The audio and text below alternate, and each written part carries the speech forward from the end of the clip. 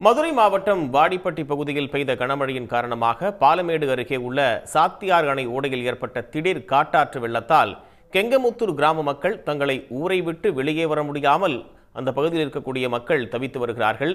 இது குறித்த கூடுதல் விவரங்களோடு செய்தியாளர் சண்முகராஜா இணைப்புல இருக்கீங்க. விவரங்கள் என்ன? நிச்சயமாக மதுரை மாவட்டத்தில் வாடிப்பட்டி பகுதியை பொறுத்தவரை நேற்று இரவு முதல் மிதமான மழை என்பது தொடர்ந்து பெய்து வருகின்றது. இதனால் வாடிப்பட்டி, சோழவந்தான், அலங்காநல்லூர், பாலமேடு உள்ளிட்ட பகுதிகள் மக்கள் சற்று இயல்பு வாழ்க்கை பாதிக்கப்பட்டுள்ளது.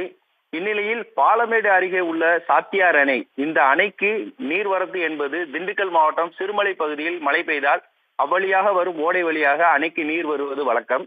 நேற்று இரவு சிறுமலை பகுதியில் பலத்த மழை பெய்ததன் எதிரொலியாக அந்த சாத்தியார் அணைக்கு வரும் ஓடையில் காட்டாற்று வெள்ளம் ஏற்பட்டுள்ளது.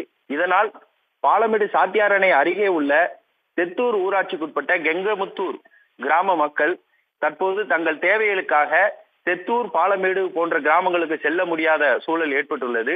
தங்கள் கிராமத்திலிருந்து அடுத்த கிராமத்திற்கு வருவதற்கு அந்த சாத்தியார் ஓடையை கடந்தே அந்த கிராம மக்கள் வர வேண்டிய சூழல் உள்ளது. ஆனால் தற்போது காட்டாற்று வெள்ளம் போவதால் அப்பகுதியை கடந்து வர முடியவில்லை. தங்களோட அவசர தேவைக்கு அத்தியாவசிய தேவைக்கும் தற்போது கயிறு கட்டி அந்த காட்டாற்று ஓட்டையை கடந்து வருகின்றனர்.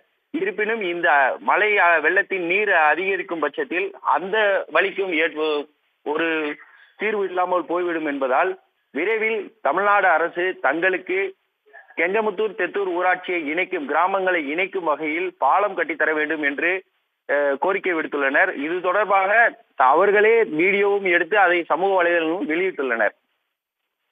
தொடர்ந்து இப்பகுதி பெய்து வருகிறது. அணைக்கு வரும் நீர்வரத்தின் அளவும் சற்று அதிகரித்து வருகிறது. தகவல்களுக்கு நன்றி சண்முகராஜா.